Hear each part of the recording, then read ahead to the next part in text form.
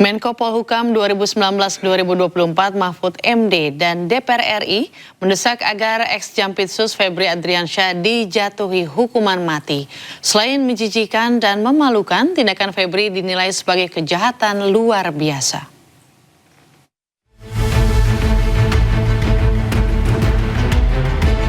Setelah ditetapkan sebagai tersangka kasus 3 mega korupsi, ex-Jampitsus Febri Adriansyah layak dijatuhi hukuman mati. Pernyataan itu rame-rame disampaikan fraksi PDI Perjuangan dan fraksi PAN di Komisi 3 DPR RI. Falah Amru dari fraksi PDI Perjuangan menilai kasus Febri adalah skandal yang sangat mencederai rasa keadilan masyarakat. Tentunya skandal dalam proses yang terjadi dan sudah ditetapkan tersangka ini adalah sesuatu yang sungguh sangat memalukan dan sungguh sangat mengecewakan hati nurani rakyat seluruh Indonesia. Oleh karena itu saya meminta pelaku tersangka diadili yang seberat-beratnya, kalau bisa dihukum mati. Stali Tiga Uang Endang Agustina dari fraksi PAN juga sampaikan tindakan Febri sangat memalukan yang dilakukan oleh orang yang seharusnya justru memberantas korupsi. Itu sangat mencederai perasaan masyarakat. Masyarakat sedang susah hidupnya, dia yang harus memberantas korupsi, tetapi malah korupsi. Ini sangat memprihatinkan dan harus dihukum berat. Kalau perlu dihukum mati, apa yang seperti sampaikan Kuswal tadi. Senada pakar hukum tata negara Mahfud MD juga menilai jika ex-Jampitsus itu terbukti bersalah, maka hukuman yang layak diterimanya adalah hukuman mati. Gitu kan. Nah, tapi sekarang serius nih, hukumannya apa? Menurut saya hukumannya maksimal. Maksimal itu dengan hukuman pidana khusus, bukan pidana biasa. Apa itu? Pidana khusus itu pidana mati. Korupsi itu bukan tindak pidana biasa, tapi ini adalah tindak pidana luar biasa. Di hukum kita disebut dengan eksplisit ini memang kejahatan luar biasa. Nanti dilihat aja penjelasan Undang-Undang 19 tahun 2019 alinea kedua, jelas di situ. Nah, kalau begitu kan hukumannya mati. Febri Adriansyah ditetapkan sebagai tersangka untuk 3 kasus korupsi sekaligus. Kasus batubara di PT PLN, PT Asabri, dan PT Krakatau Steel. Kasus yang telah diselidiki sejak tahun 2018 itu berujung pada penetapan sang Jampitsus sebagai tersangka. Kita lihat saja seperti apa nasib Febri Adriansyah selanjutnya. Tim Liputan iNews melaporkan. Presiden Prabowo Subianto berjanji akan menertibkan badan usaha milik negara sumber korupsi di Indonesia.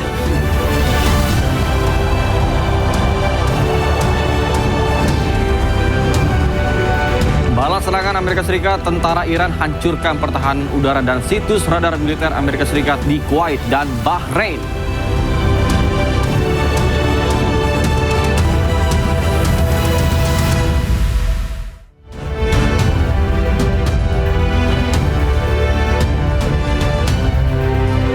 Halo, selamat pagi pemirsa. News Pagi kembali hadir melengkapi informasi Anda pada pagi hari ini. Dan selain 3 berita utama tadi, sejumlah informasi menarik lainnya juga telah kami siapkan untuk Anda bersama saya Raditya Ayu. Dan saya Nata Arman, inilah News Pagi selengkapnya.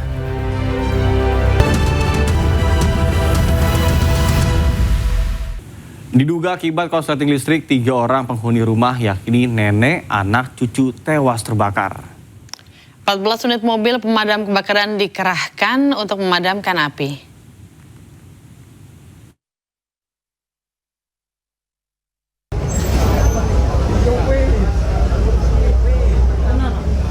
Kobaran api dan asap tebal membumbung tinggi saat kebakaran melanda kompleks Pasar Agrobis Babat di Kabupaten Lamongan, Jawa Timur.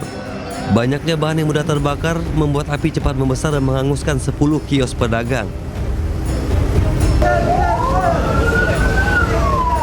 Petugas pemadam kebakaran mengerahkan 8 unit damkar untuk memadamkan api. Kebakaran diduga akibat korsleting listrik di toko plastik. Tidak ada korban jiwa, total kerugian materi masih dalam proses pendataan oleh petugas. Dari Lamongan, Jawa Timur, Abdul Wahid iNews melaporkan. Pemirsa, kebakaran menghanguskan belasan rumah di Panggung di pemukiman padat Palangkaraya, Kalimantan Tengah. Petugas pemadam kebakaran sempat kesulitan memadamkan api karena akses sempit dan minimnya sumber air.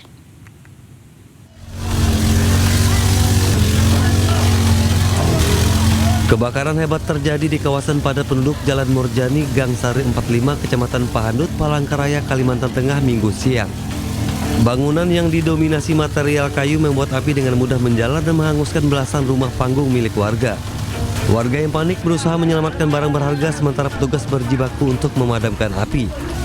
Petugas sempat terkendala akses sempit dan minimnya sumber air.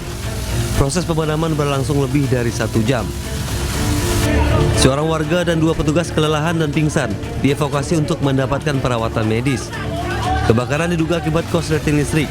Polisi masih menyelidiki penyebab pasti kebakaran. Tidak ada korban jiwa, kerugian materi ditaksir mencapai ratusan juta rupiah. Dari Palangkaraya, Kalimantan Tengah, Adesata Ainis melaporkan. Pemirsa, maraknya kasus kekerasan yang terungkap di lingkungan pesantren dalam beberapa waktu terakhir menjadi perhatian pemerintah. Pemerintah menyatakan tidak ada lagi kekerasan di lingkungan pendidikan, keluarga maupun ruang publik. Gerakan Nasional Ruang Aman dan Nyaman Anak diluncurkan oleh Menko PMK Pratikno, Menteri Agama Nasaruddin Umar, serta Menteri Pemberdayaan Perempuan dan Perlindungan Anak Arifah Fauzi di Pesantren Al-Hamidiyah Pancoran Mas, Kota Depok. Kegiatan ini bentuk komitmen pemerintah dalam menciptakan lingkungan belajar yang aman, nyaman, dan bebas dari segala bentuk kekerasan terhadap anak, khususnya di lingkungan pesantren dan madrasah.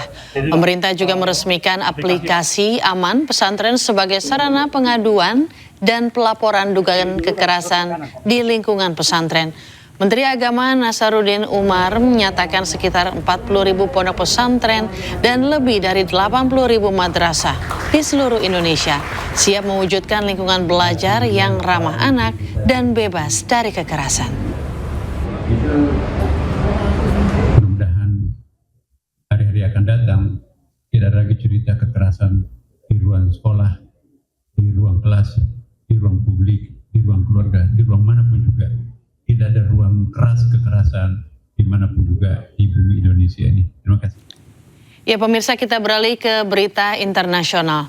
Pertahanan udara Qatar mencegah rudal balistik yang diluncurkan Iran di langit Doha. Ya, pencegatan mengakibatkan sedikitnya 3 orang terluka akibat pecahan peluru.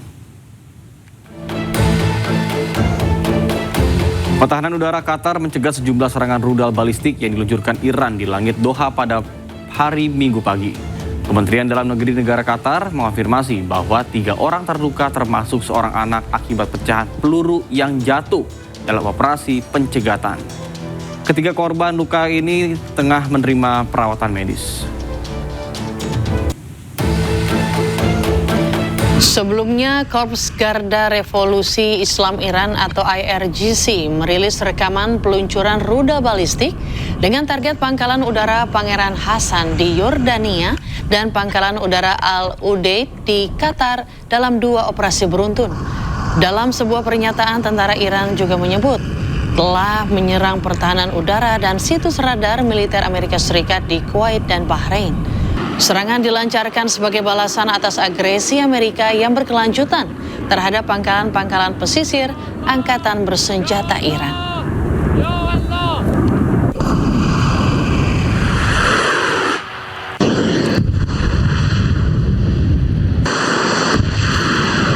Bahkan tidak hanya serangan rudal, merespons serangan Amerika Serikat ke Iran Selatan, Angkatan Darat Iran juga melancarkan serangan drone, menargetkan sejumlah titik di Kuwait. Pada Sabtu malam, drone-drone milik Angkatan Darat Iran menyasar sistem pertahanan udara Patriot, depot amunisi, dan situs radar militer Amerika Serikat di Kuwait. Gelombang serangan drone juga terpisah dan juga menargetkan fasilitas komunikasi Amerika Serikat dan juga di Bahrain. Bahkan Angkatan Darat Iran memperingatkan Amerika atas tanggung jawab ketidakstabilan geopolitik di kawasan Teluk. Iran juga memperingatkan akan melakukan serangan lebih keras jika Amerika tetap menyerang Iran.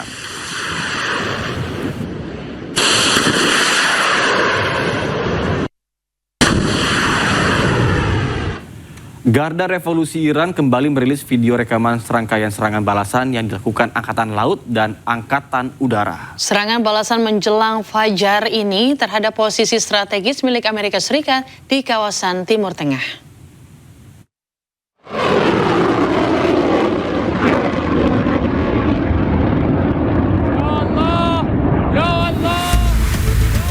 Rudal-rudal kembali diluncurkan oleh pasukan Angkatan Laut dan Angkatan Udara Garda Revolusi Iran. Rangkaian serangan rudal Garda Revolusi Iran menargetkan pangkalan militer dan posisi strategis milik Amerika Serikat di kawasan Teluk. Pasukan Garda Revolusi Iran menuliskan pesan-pesan balas dendam di atas rudal, bertuliskan hingga tetesan darah terakhir. Serta manusia super dan harga diri Iran dilengkapi foto Ayatullah Ali Khamenei. Rangkaian serangan rudal dilakukan sebelum fajar. Serangan tahap ketiga ini dilakukan sebagai respon Iran terhadap serangan kejutan berskala besar Amerika Serikat yang dilakukan sebelumnya. Serangan Garda Revolusi Iran menghantam pusat dukungan logistik dan anjungan pengisian bahan bakar untuk kapal induk Amerika Serikat di Pelabuhan Duqm, Oman.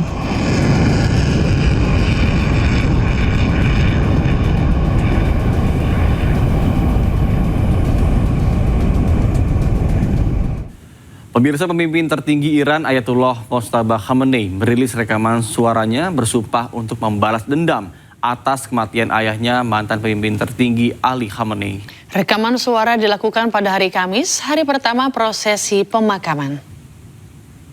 بندیم که انتقام خون پاک شما و همه شهیدان این دو جنگ را از قاتلین جنایتکار و بی آبرو بگیریم.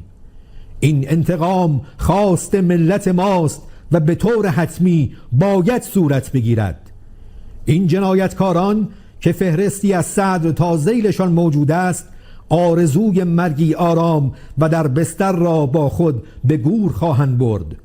آنها باید بدانند که این امر متوقف بر وجود شخص من یا سایر مسئولان نیست. ما باشیم یا نباشیم این مطلب محقق خواهد شد و به زودی آحادی از آزادگان در سراسر دنیا هر یک بخشی از این مأموریت الهی را انجام خواهند داد. Pemirsa, Angkatan Laut Amerika Serikat saat ini patroli di perairan Timur Tengah. Patroli untuk mendorong keamanan dan stabilitas Timur Tengah. Angkatan Laut Amerika Serikat menerjunkan lebih dari 20 kapal perang untuk patroli. Setelah serangan dilancarkan Amerika ke Iran, Pusat Komando Amerika Serikat CENTCOM merilis serangan ke Iran atas arahan Panglima tertinggi. Serangan tambahan ke Iran ini untuk melemahkan kemampuan Iran yang kerap mengancam kebebasan navigasi di Selat Hormuz. Amerika Serikat meminta pertanggungjawaban Iran atas tindakan agresi baru-baru ini terhadap kapal komersial dan sipil yang melintasi jalur pelayaran internasional.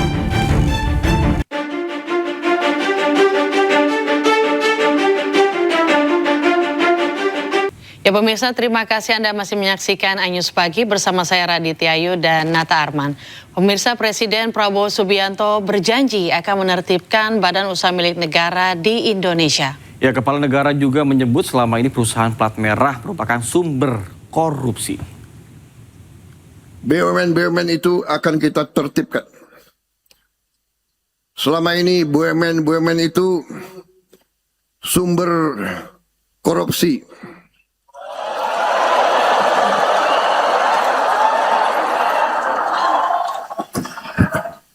Saudara ingin presidenmu bicara apa adanya kan?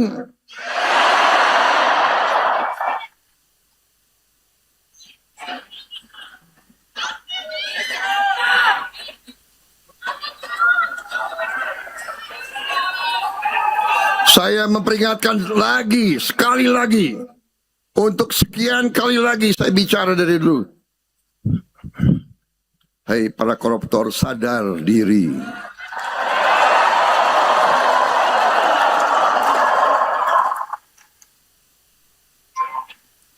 Hentikan praktek-praktek kau. Hentikan.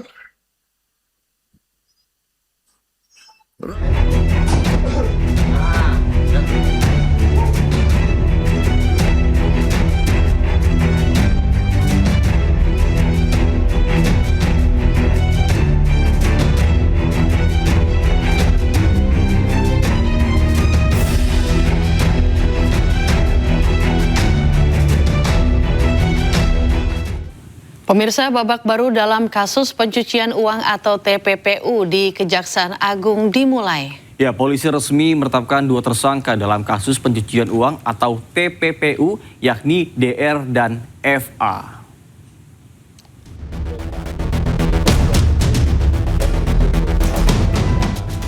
Kakortas Tipikor Polri Irjen Pol Totok Suharyanto dalam konferensi pers bersama DPR dan Jampitsus di Kejagung Sabtu siang menetapkan mantan Jaksa Agung Muda Tindak Pidana Khusus atau Jampitsus Febri Adriansyah sebagai tersangka.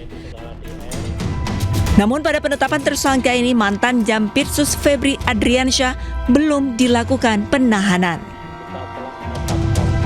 Kemudian kita juga telah menetapkan saudara FA dalam perkara dugaan tindak pidana korupsi dan atau tindak pidana pencucian uang dalam proses penanganan hukum oleh pegawai negeri atau oknum penyelenggara negara dalam perkara PT Asabri dan atau tindak pidana korupsi lainnya sebagaimana dimaksud pasal 12 huruf I kecil, 12 huruf B besar tindak pidana korupsi dan pasal 3, 4 TPPU atau Sakaran KUHP 607 yang ayat 1 huruf A dan huruf B. Polisi telah memeriksa 15 saksi, 2 ahli dan melakukan sejumlah penggeledahan. Selain FA, polisi juga menetapkan DR sebagai tersangka yang diduga melakukan tindak pidana pencucian uang. Diduga berasal dari tindak pidana korupsi. Tim Liputan iNews melaporkan.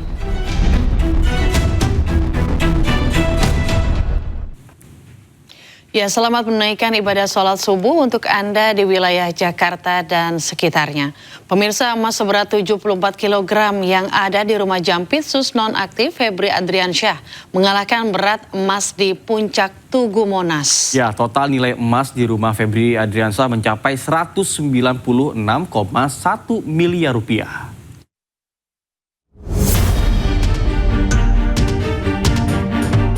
Polisi menemukan emas bernilai fantastis di rumah milik Jampitsus Kejagung Febri Adriansyah di Sentul, Bogor, Jawa Barat. Tak main-main, beratnya mencapai 74 kg. Bahkan, jumlah emas di rumah Febri lebih berat dari emas yang ada di lidah api Tugu Puncak Monas. Monas mempunyai sekitar 72 kg emas murni, yakni terdiri dari 50 kg emas untuk melapisi lidah api di puncak monumen dan 22 kg emas untuk menghiasi ornamen di ruang kemerdekaan. Berdasarkan estimasi harga emas Rp2.650.000 per gram, maka total nilai emas yang ada di rumah Febri mencapai 196,1 miliar rupiah. Sementara itu, warga kelas menengah Indonesia untuk bisa mempunyai 1 gram emas saja setiap bulan rasanya sangat sulit. Tim Liputan iNews melaporkan. Ketua Komisi 3 DPR RI Habibur Rahman menyebut mendapatkan informasi sejumlah tempat yang diduga berpotensi menjadi tempat disembunyikannya barang bukti terkait lainnya berupa bunker-bunker. Kasus mega korupsi yang menyeret nama ex-Jampitsus Febri Adriansyah nantinya tidak hanya akan ditangani Kortas Tipikor dan Kejaksaan Agung, namun juga akan disupervisi KPK dan diawasi Panja. Teknis memantau mengawasi langsung pelaksanaan penanganan Tipikor kasus ini, karena ini memang kasus yang dapat dikatakan sebagai salah satu mega korupsi, mengingat jumlah barang bukti yang sudah diamankan saja sudah demikian besarnya. Infonya ini ada beberapa tempat lagi yang juga akan dilakukan potensi juga bunker-bunker lainnya. Pelimpahan kasus korupsi ex-Jampitsus Febri Adriansyah dari polisi ke Kejagung dinilai langgar aturan. Selain penyidikan belum selesai, kasus Febri juga masih jauh dari status selesainya berkas perkara atau P21.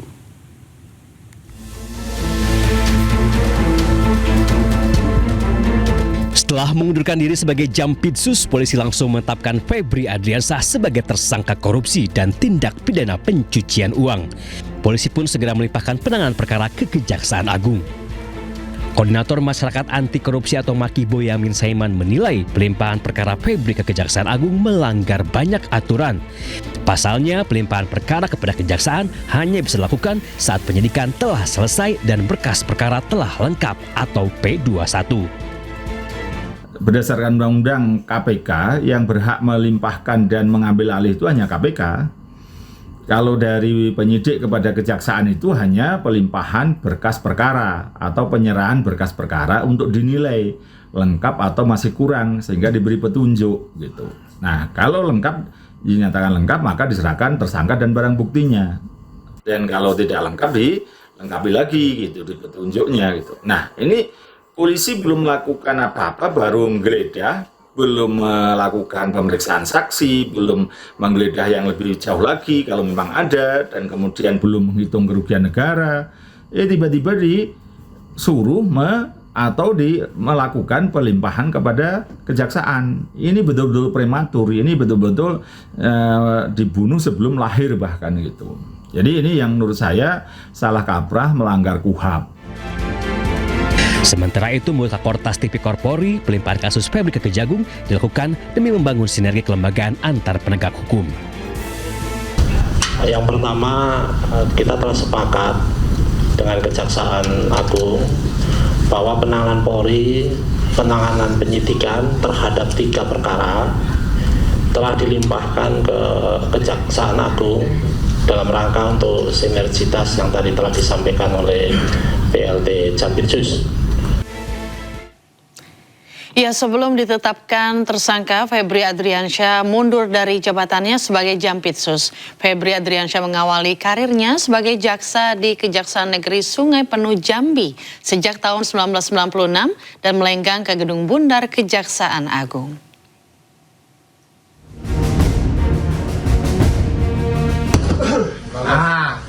Kami yakin dapat dipertanggungjawabkan. Febri Adriansyah, pria kelahiran Jakarta berusia 58 tahun ini menjabat sebagai Jaksa Agung Muda bidang tindak pidana khusus Kejaksaan Agung Republik Indonesia sejak Januari 2022. Sebelumnya, ia menempuh pendidikan ilmu hukum di Universitas Jambi. Kemudian melanjutkan S2 dan S3 di Universitas Airlangga, Surabaya, Jawa Timur. Febri Adriansyah mengawali karirnya sebagai jaksa di Kejaksaan Negeri Sungai Penuh Jambi. Kemudian ia hijrah ke Bandung dan menjadi Kepala Kejaksaan Negeri Bandung. Setelah itu, Febri menjabat Aspitsus Kejaksaan Tinggi Jawa Timur, Wakil Kepala Kejaksaan Tinggi Yogyakarta, dan Wakil Kepala Kejaksaan Tinggi DKI Jakarta. Karir Febri kemudian kian moncer. Ia didapuk sebagai Kepala Kejaksaan Tinggi Nusa Tenggara Timur, hingga kemudian melenggang ke Gedung Bundar sebagai Direktur Penyidikan Jampitsus Kejaksaan Agung Republik Indonesia, hingga akhirnya menjabat Jaksa Agung Muda Tindak Pidana Khusus. Pada tahun 2022, Febri melaporkan harta kekayaannya ke KPK senilai total 6,36 miliar rupiah. 3 tahun kemudian, harta Febri meroket menjadi 18,26 miliar rupiah. Sepanjang karirnya di Kejaksaan Agung, Febri pernah menangani sejumlah mega korupsi yang menjadi sorotan publik. Di antaranya korupsi tata niaga timah di PT Timah, pengadaan Chromebook Nadiem Makarim, impor gula Tom Lembong, dan pengelolaan keuangan dan dana investasi PT Asabri. Kemudian korupsi dana investasi PT Asuransi Jiwasraya, BTS 4G Kominfo, tata kelola minyak mentah PT Pertamina, tata kelola program makan bergizi gratis, dan lain sebagainya. 11 Juli 2026, Jaksa Agung Sanitiar Burhanuddin disebut menerima surat pengunduran diri Febri Adriansyah dari jabatan Jampitsus Kejagung. Pengunduran diri dilakukan pasca penggeledahan yang dilakukan polisi di sejumlah lokasi, termasuk rumah pribadi Febri terkait dugaan kasus korupsi. Tim Liputan iNews melaporkan. Pemirsa, dalam laporan harta kekayaan penyelenggara negara atau LHKPN, ex-Jampitsus Febri Adriansyah yang menjadi tersangka dalam dugaan korupsi dan juga TPPU hanya tertera 18,26 miliar rupiah. Sementara jumlah uang tunai yang disita 30 kali lipat dari harta yang dilaporkan.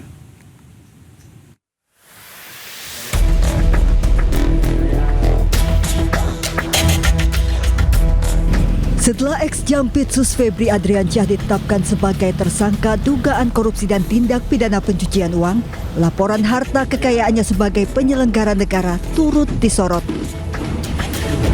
Febri Adriansyah melaporkan harta kekayaannya per 31 Desember 2025 terdiri dari tanah dan bangunan merupakan aset yang terbesar. Alat transportasi dan mesin,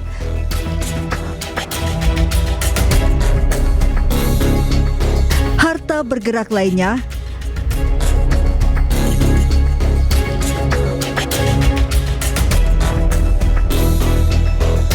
kas dan setara kas serta harta lainnya.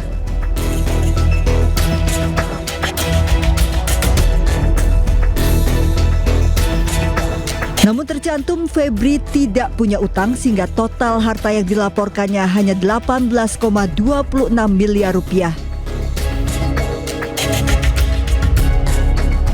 Dari jumlah LHKPN ini terdapat kesenjangan dengan temuan barang bukti fantastis, uang tunai dan emas batangan yang disita Kortas Tipikor Polri sejumlah 543,2 miliar rupiah dan 74 kg emas batangan.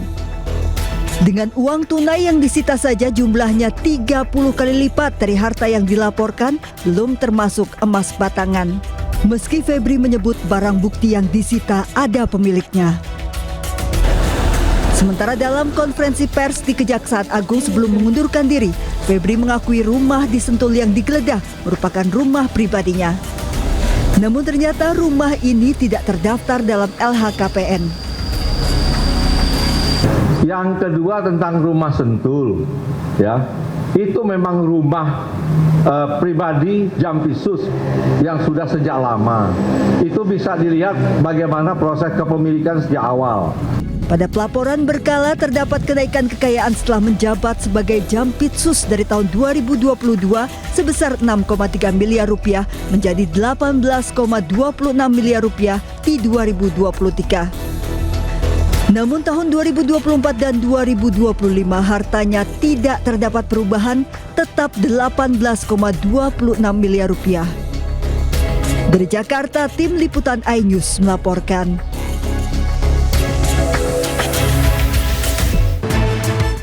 Sementara itu, menurut praktisi hukum Mario Lasut, ini adalah momen bagi Presiden Prabowo Subianto untuk serius dalam memberantas korupsi di institusi kepolisian dan juga kejaksaan. Dirinya juga meminta penanganan kasus mantan Jampitsus Febri Adriansyah ini harus transparan ke publik. Kepada Presiden Prabowo supaya kasus ini benar-benar terbuka, transparan dan dibongkar siapa-siapa saja oknum yang terlibat dalam perkara Pitsus ini di Kejaksaan Agung, penggerbekan rumah di Sentul, penggerbekan kafe yang di Cipete. Siapa pemilik barang itu? Bongkar aja, nggak ada masalah kok. Dan ini harus dibuka seluas-luasnya supaya ini menjadi pelajaran yang sangat berharga, pembersihan terhadap dua institusi besar, yaitu Kejaksaan Agung maupun kepolisian. Kita punya cita-cita dan keinginan yang sama bahwa negara ini harus bebas dari biang-biang koruptor. Pemerintah dan PLN bersinergi memperluas akses listrik melalui program bantuan pasang baru listrik atau BPBL dan listrik desa atau Lisdes. Tahun ini ditargetkan pembangunan infrastruktur kelistrikan nasional mencapai 1.520 lokasi.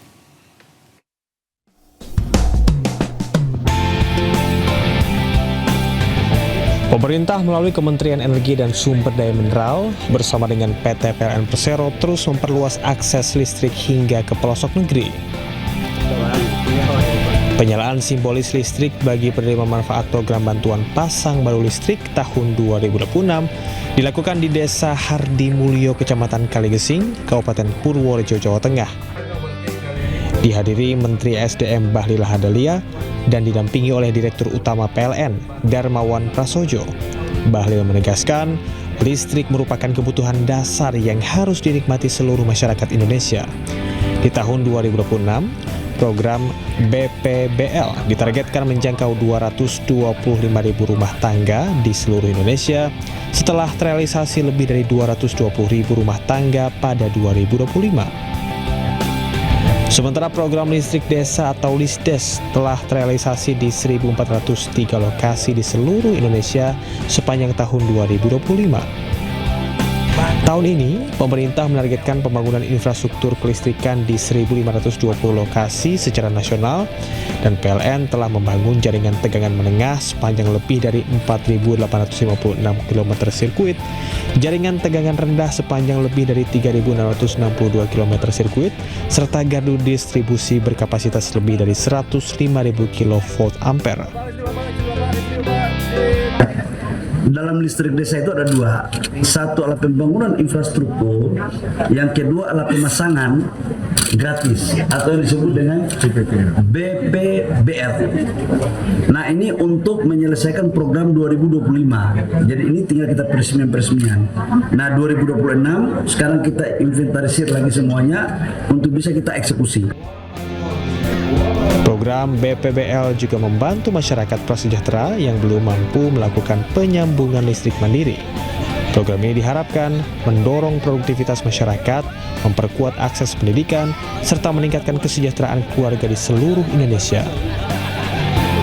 Dari Purworejo, Jawa Tengah, Jo Hartoyo, iNews melaporkan. Pemirsa, pemerintah terus memperluas layanan deteksi dini kanker sebagai upaya meningkatkan peluang kesembuhan pasien dan menekan angka kematian akibat kanker di Indonesia. Hal ini disampaikan Menteri Kesehatan Budi Gunadi Sadikin usai menghadiri Indonesia China Cancer Forum 2026 di Jakarta. Menurut Menkes, deteksi dini kanker kini terintegrasi dengan program cek kesehatan gratis yang dicanangkan oleh Presiden Prabowo Subianto. Pemerintah juga menambah peralatan diagnostik untuk memperluas akses deteksi dini kanker.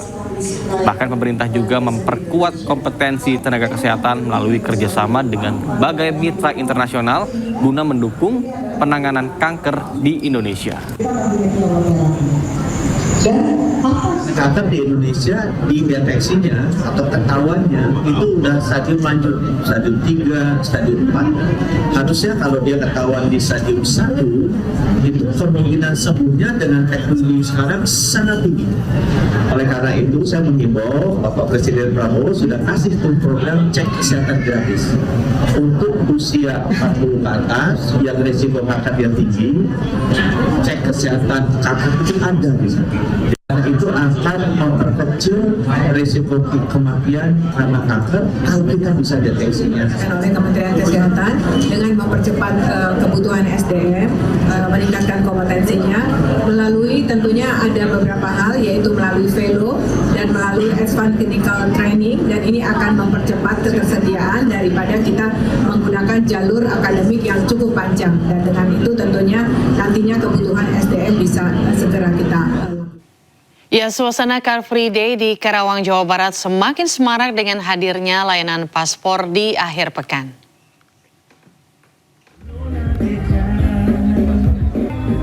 Sejak pagi, masyarakat antusias untuk memanfaatkan layanan mobile paspor dari kantor imigrasi Karawang. Di sini masyarakat dapat mengurus dokumen perjalanan tanpa harus datang ke kantor imigrasi. Program Paspor Ceria memudahkan masyarakat yang memiliki keterbatasan waktu pada hari kerja. Sebelum mengajukan permohonan, masyarakat wajib melakukan pendaftaran melalui aplikasi M-Paspor. Dalam setiap pelaksanaan ada 50 kuota yang disediakan. Sangat membantu, jadi kita nggak usah pergi ke imigrasi terus dilakukan di hari libur, yang mana kan kalau misalnya Senin sampai Jumat kita kerja ya. Kalau misalnya hari Sabtu lebih membantu lagi, terus jamnya juga pagi-pagi, dekat dari rumah, tinggal jalan. Iya. Ceria itu kita adakan kalau nggak hari Sabtu, hari Minggu gitu ya, di tiap-tiap daerah di semua wilayah ya. Untuk di Karawang ini hari ini kita membuka kuota sebanyak 50 pemohon. 50 pemohon, alhamdulillah antusias masyarakat cukup tinggi. Dan ini menjadi pemicu kami nanti akan kita lakukan secara rutin ya, dalam artian kita lebih mendekatkan diri. Pemirsa, turnamen golf antar perusahaan diikuti ratusan peserta dari sejumlah perusahaan emiten. Turnamen ini memberikan kontribusi yang lebih besar bagi perekonomian nasional.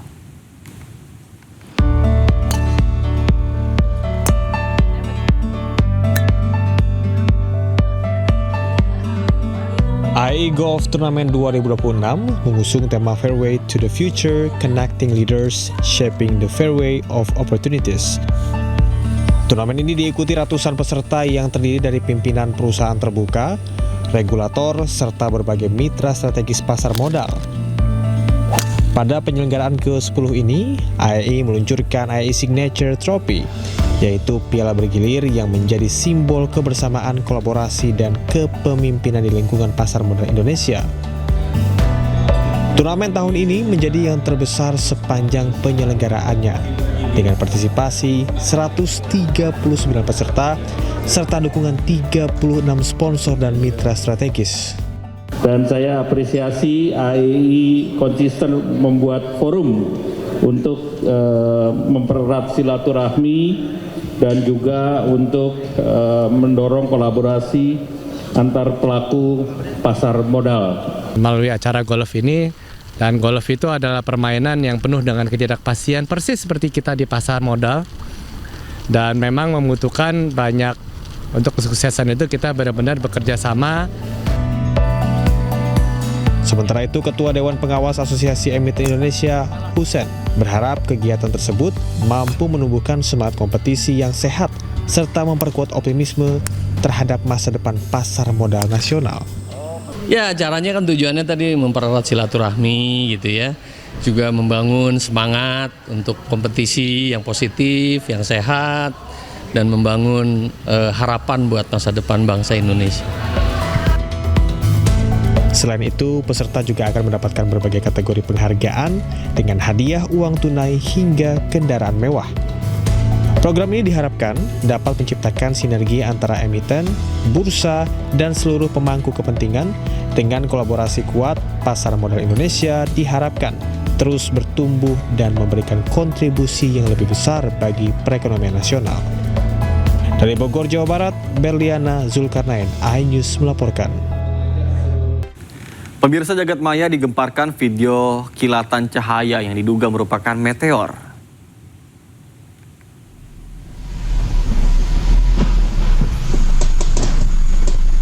Kilatan cahaya ini terekam kamera warga Bekasi Timur, Bekasi, Cirebon, Tasikmalaya, hingga Yogyakarta pada 11 Juli lalu. Di Cirebon dan juga Kuningan, warga melaporkan mendengar suara dentuman beberapa saat setelah meteor melintas. Menurut Profesor Astronomi BRIN, Thomas Jamaludin, meteor tersebut pertama kali terdeteksi melintas di atas Laut Jawa sebelum terlihat dari wilayah Bekasi sekitar pukul 22:22 waktu Indonesia Barat. Thomas juga menyatakan meteor ini berukuran kecil sehingga tidak berbahaya dan sudah sering terjadi di Indonesia.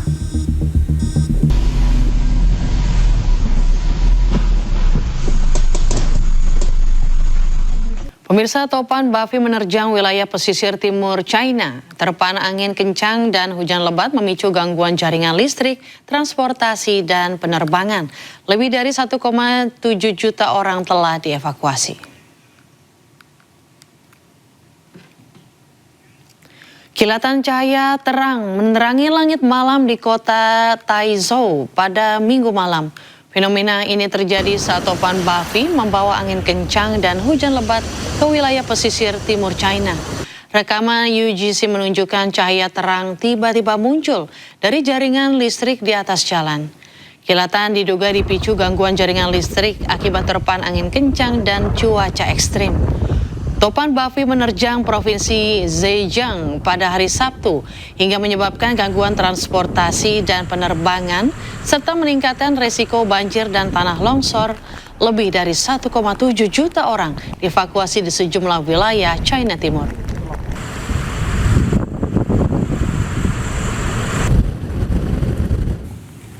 Pemirsa, tanah longsor menerjang pemukiman warga di Filipina Selatan setelah hujan lebat yang dipicu topan Bafi mengguyur wilayah tersebut. Sedikitnya ada 10 warga tewas, sementara sejumlah warga lain dilaporkan hilang.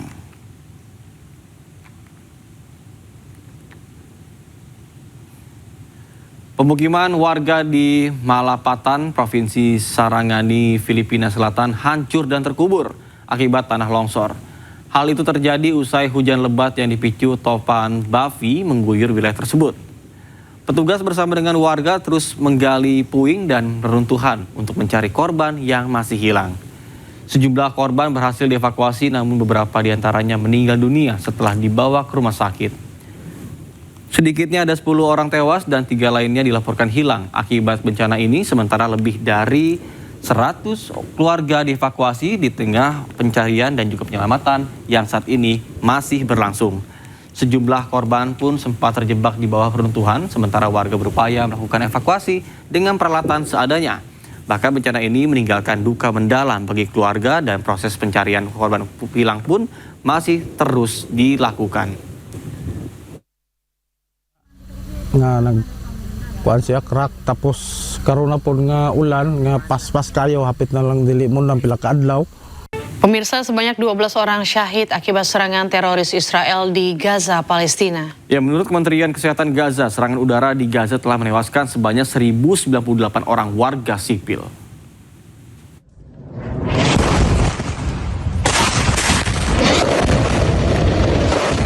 Di tengah gencatan senjata dan penyerahan kekuasaan Hamas, hujan rudal masih terjadi di Gaza, Palestina. Setidaknya ada 4 rudal yang dikerahkan tentara penjajah Israel ke kota Gaza Minggu siang. Akibat genosida Israel ini, 4 orang warga sipil Palestina syahid.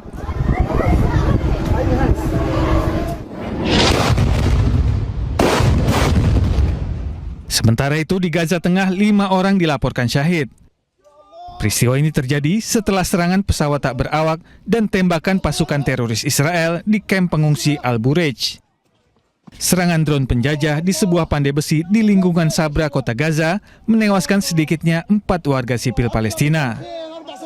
Menurut Kementerian Kesehatan Gaza, selama perjanjian damai Hamas-Israel, serangan udara di Gaza telah menewaskan 1.098 orang dan melukai 3.535 warga Palestina. Ya Allah!